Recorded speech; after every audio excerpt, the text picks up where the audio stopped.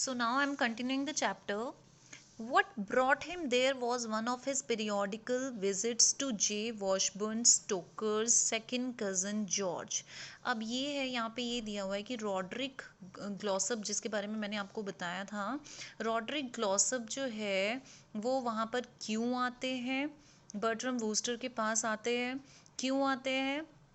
क्योंकि यहाँ पे ये बताया हुआ है कि जो जे वॉशबर्न स्टोकर्स हैं, J Washburn Stoker is the father of Pauline, Pauline के फादर हैं ये। और यहाँ पे वो जो है वो एक तरह से पीरियोडिकल विजिट्स होते हैं, ओकेजनली कभी कभार जो है वो आते रहते थे, क्योंकि जे वॉशबर्न स्टोकर्स के जो सेकंड कज़न थे जॉर्ज, उनसे मिलने के लिए वो वहाँ पे आते थे। Who had been a patient of sir Roderick's for some years, जो रॉड्रिक के पेशेंट थे काफ़ी सालों से।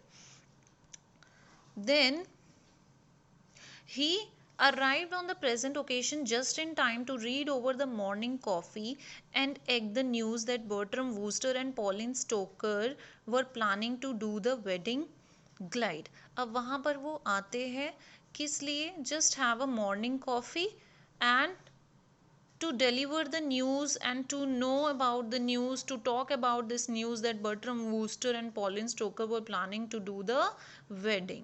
And as far as I can ascertain, he was at the telephone.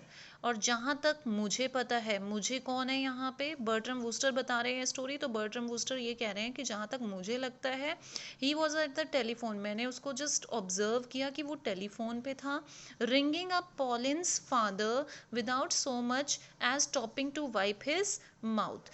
क्यों?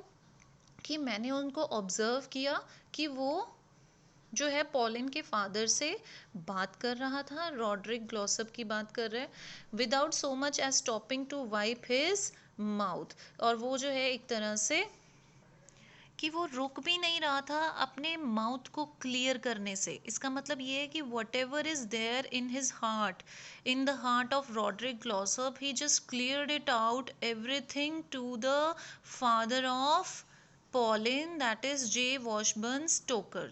तो जे वॉशबर्न स्टोकर के साथ रॉड्रिक ग्लॉसअप ने बात की और जो कुछ भी वो एक तरह से बर्ट्रम वूस्टर के बारे में जानता है वो सारा कुछ उसने जे वॉशबर्न स्टोकर को बताया। Okay, well what he told J Washburn about me I can not of course से। तो क्या उसने बात की, क्या मेरे बारे में कहा, इसके बारे में मैं एग्जैक्टली तो नहीं बता सकता, but at a venture, venture here means dare to do और से, I imagine he informed him that I had once been engaged to his daughter Honoria and that he had broken off the match because he had decided that I was balmy to the core.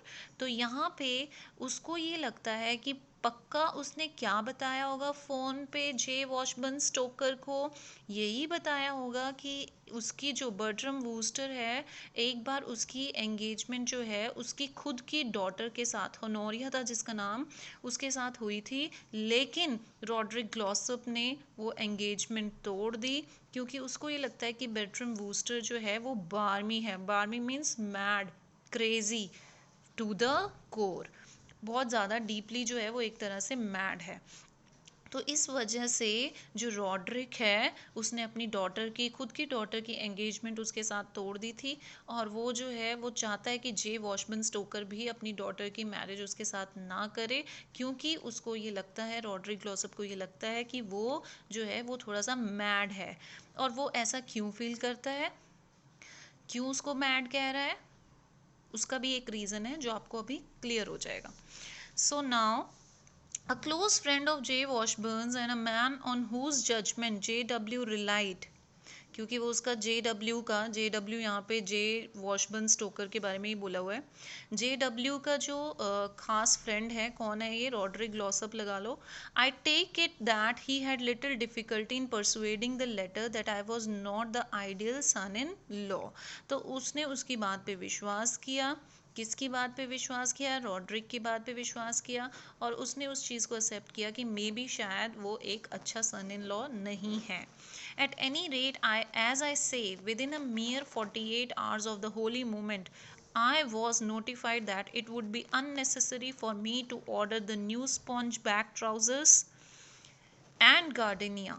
अब यहाँ पे ये क्या है, with in 48 hours मुझे ये realise हो गया कि मुझे जो है वो स्पंज बैग ट्राउज़र यानी कि एक फॉर्मल ट्राउज़र की बात करिए जो उसने एंगेजमेंट पे पहननी थी, वो उसका ऑर्डर, और gardenia is a flower, is a kind of flower, उसका ऑर्डर नहीं करना चाहिए क्योंकि वो उसको वियर करना था अपनी एंगेजमेंट पे, क्योंकि अब उसको रियलाइज़ हो गया था, उसको बिल्कुल ये इस बात का ट्रस्ट हो गया था कि उसकी जो एंगेजमेंट है वो बिल्कुल कैंसिल हो चुकी है, because my nomination had been cancelled. I resolve to be pretty terse with him.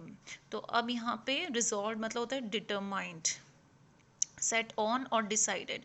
I decided to be pretty terse with him. यहाँ पे टर्स का मीनिंग दिया हुआ है using few words sometimes in a way that seems rude और unfriendly. जब हम किसी के साथ अनफ्रेंडली होते हैं या थोड़ा सा रूड बोलते हैं तो उस वे में हम ये वर्ड यूज़ कर लेते हैं, टर्स विद हिम. तो I decided that I should be tough with him. So now I will continue in the next video.